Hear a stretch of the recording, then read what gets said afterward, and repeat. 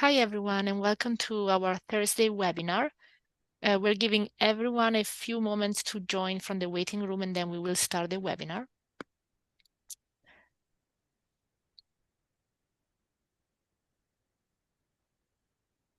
I am Sabrina Paganoni, and I'm speaking from the HEALEY Center. It's always a pleasure to be here with the ALS community. And tonight we have a special guest speaker, Dr. Chibnik, who will be talking to us about important biostatistical topics. And also, as always, we have Catherine and Alison with us, and Mimi, our assistant. So thank you for organizing these webinars. It's really a pleasure to always connect with the community. And without further ado, Dr. Chibnik, the floor is yours. Thank you. Thank you very much. And I want to just reach out and say thank you for inviting me to this. As a statistician, we really don't get a lot of opportunities to speak directly to people living with ALS or people living with any of the conditions that we might study. So this is always a great opportunity to be able to talk to the actual community that really are affected by our research that we do and the reason we do this research. So without further ado, I am going to talk to you a bit about where we are with the HEALEY ALS platform trial. And as you know, as probably many people have heard already, it is a collaboration across many different institutions, industry, NIH, and et cetera. All of this contributed to the trial. And we'll talk a little bit about what we've learned so far, and based on that, what we're doing moving forward. I have the chat and the Q&A open as well, so I encourage everybody to post questions. I'm usually pretty good at seeing them while I'm talking, but regardless, there will be time for questions for me to answer at the end. So just to remind everybody, the HEALEY platform trial is a platform trial where we are able to test multiple different compounds at the same time. So the first 5 regimens, this is what we had, our inclusion criteria. Of note, one of the inclusion criteria was time since onset of weakness was less than or equal to 3 years. The duration of the trial was 24 weeks for the blinded component, the blinded placebo-controlled component, and then a 6 to 12 or longer month extension for active treatment extension where everybody is on treatment. So that is what it's been for the first 5 to 7 regimens. And we also had various different conditions in terms of what's called stratification for randomization based on the current medications that were available. So for our first 5 regimens, that was only edaravone and rielazole, but our most recent regimens also stratified by Relyvrio use. In general, the sample size that we enroll is 160 for 3 actives, 1 placebo. However, in F and G, those numbers were increased to 300 and 240, respectively. However, this 3-to-1 active to placebo balance is maintained no matter what the sample size is. I just realized the slide didn't click. This is what I was just reading off of, and I apologize for that. Okay, so that's history. Let's talk about the future. So one of the greatest benefits of this platform design is that it is perpetual and that it is adaptive. And what I mean by that is perpetual means it goes on, right? So we can learn from our past in order to improve our future. Adaptive means instead of thinking about how we're going to continue and how we're going to change any sort of protocol based off of big data sets, we actually have data sets in our trial, in our population of people that are living with ALS to actually design future regimens. So we are going to keep moving forward and use what we've learned so far in order to adapt and make the future more efficient and a better trial. So what I'm going to talk about today is what goes into making those decisions and making those modifications. So ultimately, what we want is we want a trial that is enriched for participants for people who are most likely to respond to treatment. So we want to be able to design our trial so that the people in that trial are the most likely to respond to treatment, we hypothesize that those will be faster progressors who are earlier in disease. Now, I want you to reemphasize that we want to enrich the population. We don't want to limit the population, and we'll talk a little bit about that later on. But first, I want to talk a little bit about how we go about making these decisions. So all of our decisions are made collaboratively because there's so many different considerations that go into play in order for us to make these decisions. So I really look at the world through a statistical lens.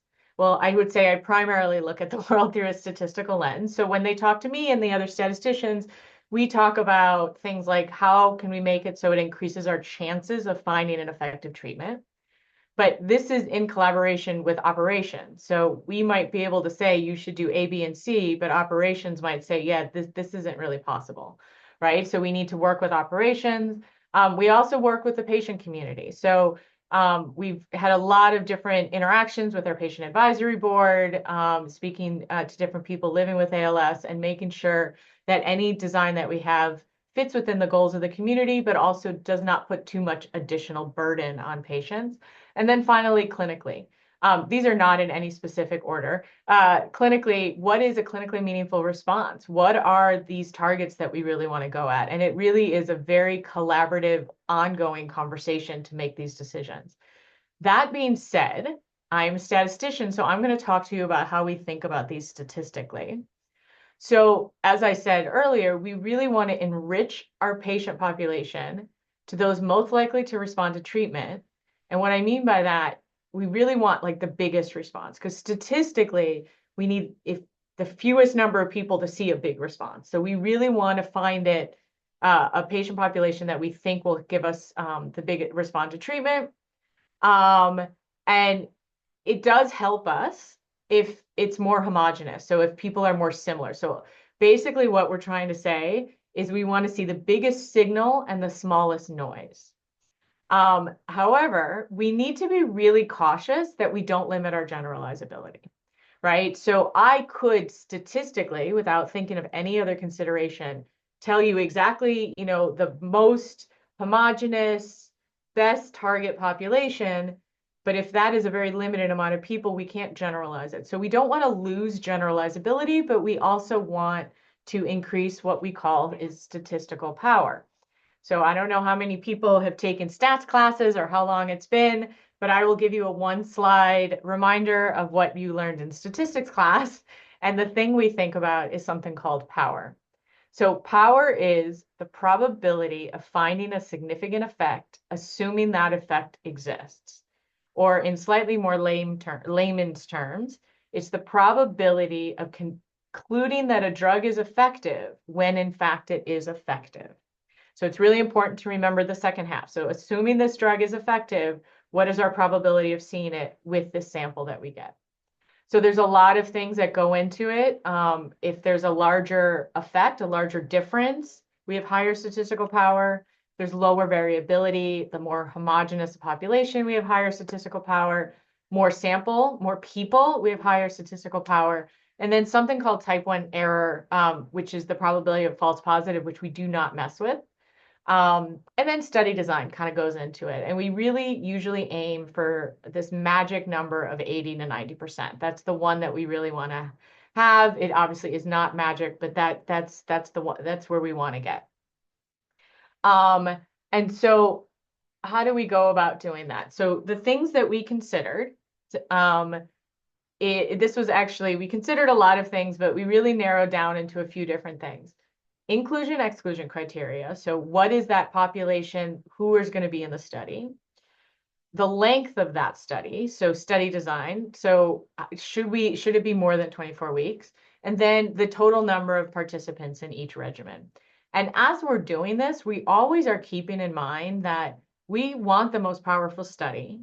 We want it to be generalizable, but we don't want to increase the patient burden. So and this is one of the benefits of the platform study, we always want to keep the number of people that are on placebo to as small as we possibly can. So we do think about that as we design this as well. So we did consider many different inclusion exclusion criteria. Just the top four are time since symptom onset. We looked at the NFL levels at baseline. We looked at limiting based on the criteria, and something called TriCal score, which is an aggregate measure composed of many different baseline measures. And as I said, we looked at increasing the length of time and the number of participants. So I'm going to talk you through this table and kind of give you a little bit of a hint on what you should get out of it. But the actual table, so what this table presents is all the different scenarios we looked at. The top row of the table is our current design of 30 less time since symptom onset less than 36 months, 24-week trial, etc. What we're looking for, you can see there's a column that says power. So we like when those numbers get really high. And then what we have in the last two columns is the percent of the current population. So the current population in our current study would be 100%. And then for each one of these criteria, how much fewer, what is the percent of our current population that would still be eligible for that study?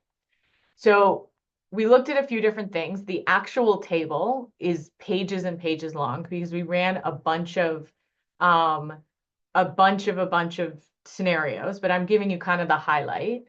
Looking at less than 2 years of symptom onset, we do increase our power, and we're limited to about 73% of the population that is currently was eligible for the study, which isn't a huge drop, but it's still not negligible. Some people will look at this and say, hey, we should just do this one with the criteria of definite only, we get the highest power.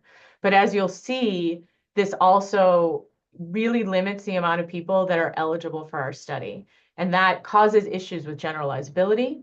It also means it's going to take a lot longer to reach 160, which is not something that we really want as well. So based on a lot of scenarios we ran, we really did kind of hone in on this less than 2 years since symptom onset. We also looked at the length of time in the study. So I'll talk you through this as well. So this is what is called a power curve.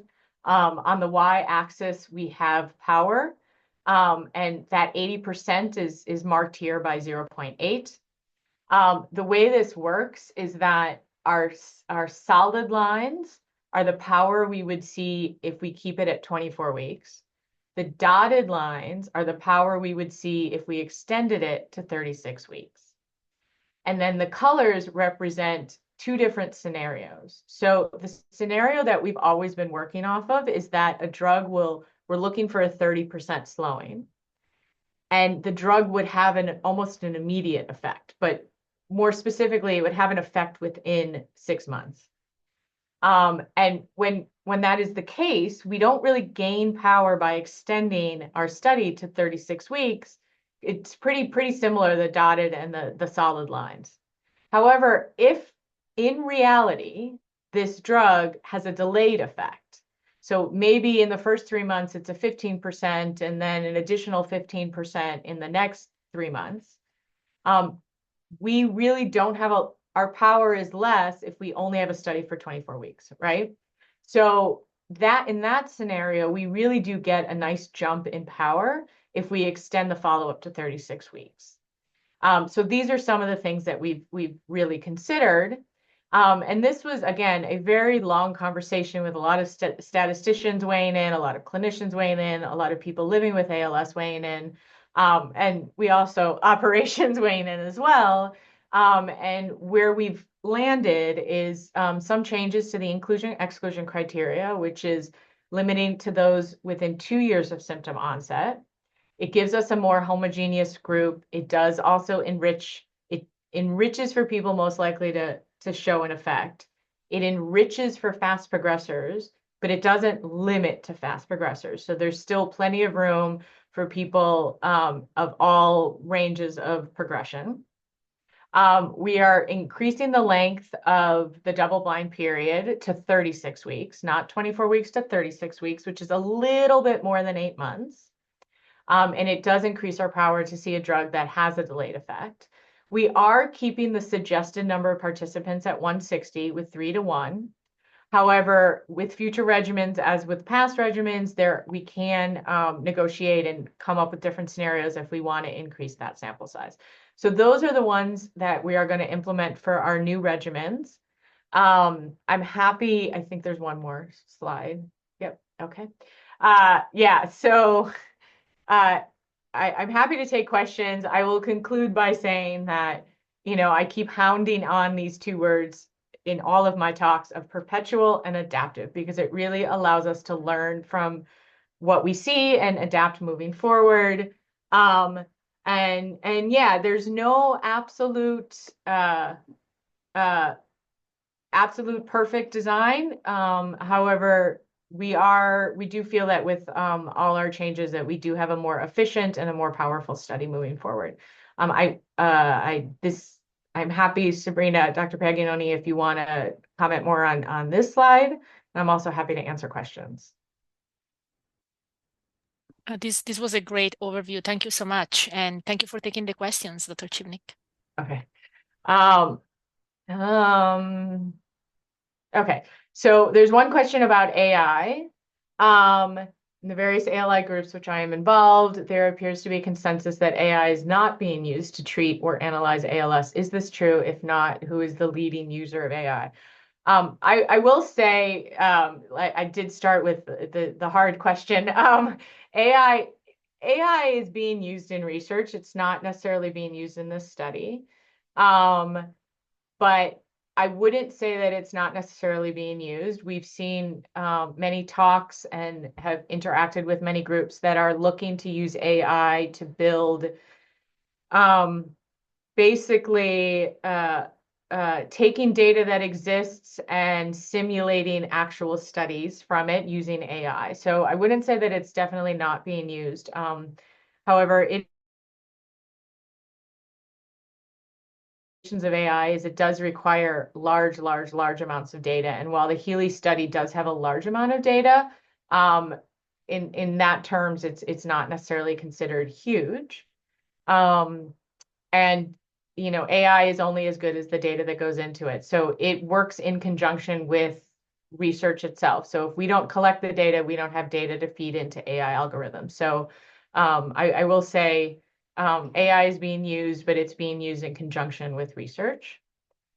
Is there now a consensus that NFL is in fact a biomarker? I'm not going to answer that on a clinical point of view. I will say that on a statistical and research point of view, we find that it has potential, and we want to keep looking at it to see if we can solidify its potential, to see how it really behaves and see how it works as a certain point. But that is not, I am not speaking in terms of a clinician, I'm speaking in terms of what I see within the data. How do you determine those who are most likely to show an effect?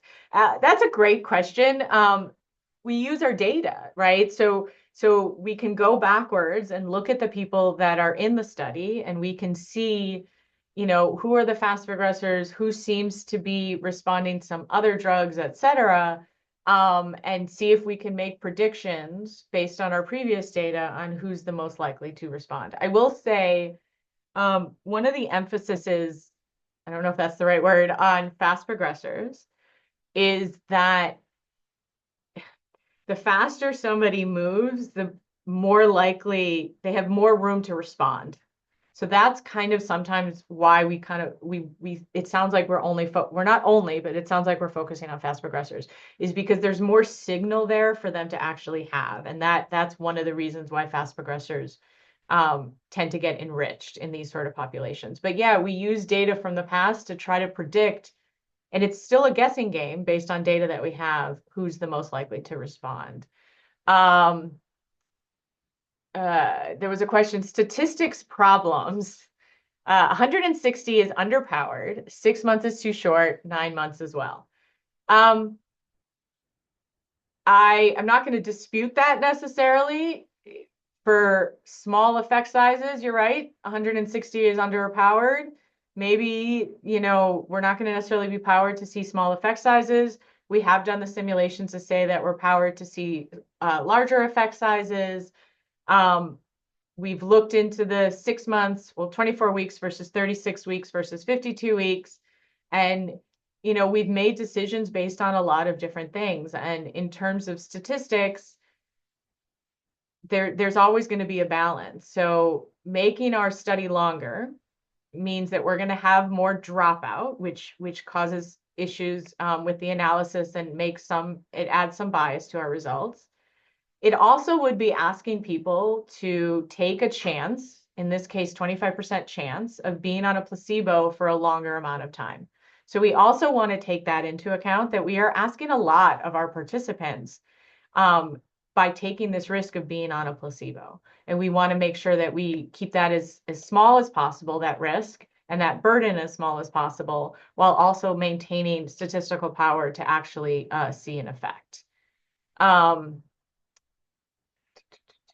Okay. There's a lot of questions. So I'm going to try to go through as many as I can. What will be available for people over 3 years? I'm going to address that again as a statistician, and say, and this is also shouting out to people that feel that they might be left out. Finding a drug in our study, that drug will then be available to everybody. So it is in the best interest to make sure that our study has the population of people that we think are most powered to see this effect, but ultimately that drug that we find is going to be available to everybody. What I can't speak on is what other trials are available for people over 3 years, because that isn't necessarily my area. But I do want to emphasize that what is found in the HEALEY trial and what is found in any other trial is then the goal is to make it available to everybody. I'm sticking with the statistical questions, and I hope that's okay, because that is what my knowledge base is. What do you think is the best way to speed up drug discovery for ALS? I do think there's a lot of different ways, but I think the platform trial itself is one of many. Well, it's an excellent way to do it, because ultimately one of the goals of the platform trial, and it's something that has been successful in our trial, is a screening tool. So there have been regimens and compounds that have been very null, which means that these drugs are not in phase 3 trials, which means that all of you and all of your loved ones and people living with ALS are not doing these bigger trials for drugs that we've already screened that show that have no effect. So as a screening tool, the HEALEY trial has been successful. And I do think that is something we need to think about in a positive way as best as possible, to help speed up drug discovery, because otherwise we'd be testing all of these drugs in much bigger trials. And now we're trying to hone in on drugs that show a little bit of efficacy earlier on.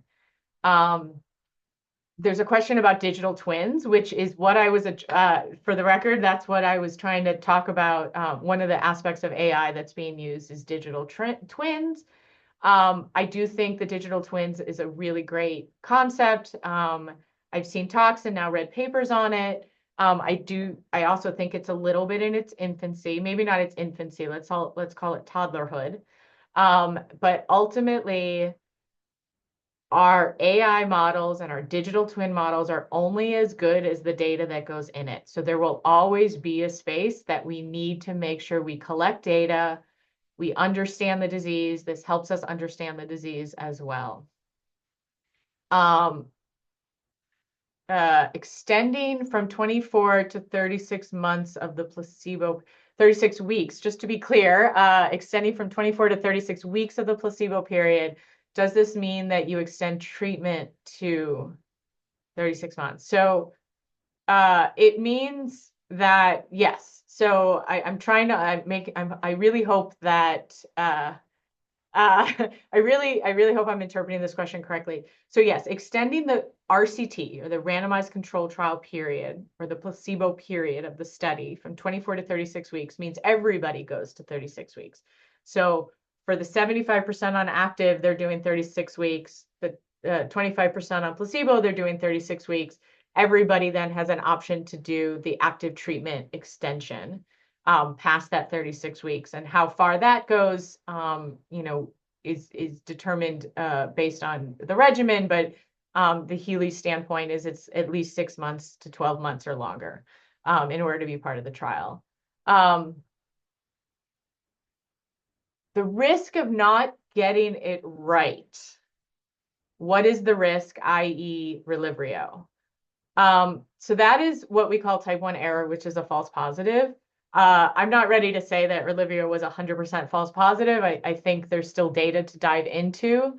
But we try to keep that, we don't try, we keep that as small as possible. We really want that false positive rate. It's also called type 1 error or alpha. You might hear those words at less than 5%, but really less than 2.5%. And that isn't just our decision, that's the FDA's decision as well. They will never look at our trial if we keep that, if our type 1 error is greater than that 2.5%. So we really, really emphasize keeping that as small as possible statistically. After 8 months trial has been completed, how long does it take to get results? So the timeline is that once the last patient has their last visit, so if you were one of the first people to be randomized in the study, you're probably going to be waiting a little bit longer because we need to make sure all the people have been in the study and all of those people had their last visit. There's a lot of cleaning, there's a lot of double checking, there's a lot of calling and waiting for lab results to come in, but it usually is about 4 weeks after the last patient last visit that we're able to really announce those top line results. We try to keep that time as short as possible. There are some limiting factors, which is as I said, lab results sometimes take a while to get in and just making sure all the data's in. But also there's a lot of double checking, triple checking, a lot of eyes. We don't want to make mistakes. So there is a lot of validation and a lot of people looking at the data. So that sometimes extends it, but we do try to keep that as short as possible. One of the dreams for the platform trial, which I agree, was over time, as the placebo group grew, new exposure to placebo could be reduced. Do we hit the reset and start over with that idea as the new rules go into effect? Thank you for an interesting. Oh yeah, that is a dream, and that is something we would all love to do. The clinicians would, I would say, the statisticians would. Well, I'm speaking for myself. But is to decrease that number of placebo, and that will always be a goal. I think, as you've seen in the last 4 years, there's been a lot of change in the standard of care for people living with ALS, which means the placebos that we had in the earlier regimens had a very different standard of care than the placebos we have in the later regimens. So we need to think about that, which is why I don't think the placebos can ever go to zero, but we need to take that into consideration. We also, and this isn't to place blame, but we also have limitations based on our conversations with the FDA. So the FDA will also have opinions about what placebos can be used and what placebos can't be used, and it's always a conversation. But I will say this, speaking for myself and speaking for what I hear as I interact with clinicians, everybody has the goal of wanting to keep the number of people on placebos small and for shorter periods of time. That is always part of the conversation as we think about moving forward. I know there's probably questions that people haven't heard the answer to that are a little bit more clinical. Should the HEALEY trial take on more drugs? I think yes. I am possibly biased, but I do think that it is a very good design. I think that it is a really good way to screen drugs, but also, and something that I'd love to be able to emphasize more, the data that exists now from the HEALEY trial is being used by researchers to understand the biology, every aspect of this disease. So most observational databases are a little bit messy and haphazard because I've spent my career using them. This database, because it was so structured and the protocol was so similar and so perfectly maintained, is an excellent, excellent database for us to really be able to dive in and really understand the disease better. So even if you were part of a regimen that proved that was null, your data is going to contribute. It has contributed and will continue to contribute to research moving forward to understand this disease. So I would argue that I think that the HEALEY trial should take on more drugs and should continue. let's see. I think that statistically, I really do want to limit my answers to the statistics because I don't want to speak outside of my knowledge base.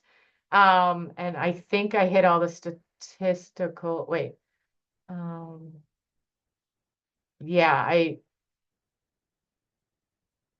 and then some of them at this point are still to be determined. So how the new match program will integrate into your trials, that is still being determined at this point. So I don't have an answer, but I encourage you to keep asking that question because at some point we will have an answer soon. Um, I don't know, Dr. Paganoni, are there questions here that you would like to tackle? Yeah, well, I think in kind of commenting on some of the questions here, I want to emphasize how we are, publishing a lot of this information, sharing the data, sharing the samples soon to even support more research. And we will continue to take questions during this webinar series. So I know, Catherine, we have the next webinar will be on EAPs, but then the following one, I think we will do an update on some of the publications, some of the learnings, which I think will address some of the questions that are being asked today in the chat. So we're definitely looking forward for more webinars and continuing this conversation. Any last word, Dr. Chibnik? Or No, I thank you again for allowing us statisticians who speak with the language of math um, actually talk to real humans. So thank you. great. Thank you so much, and we'll see you at the next webinar. Thank you.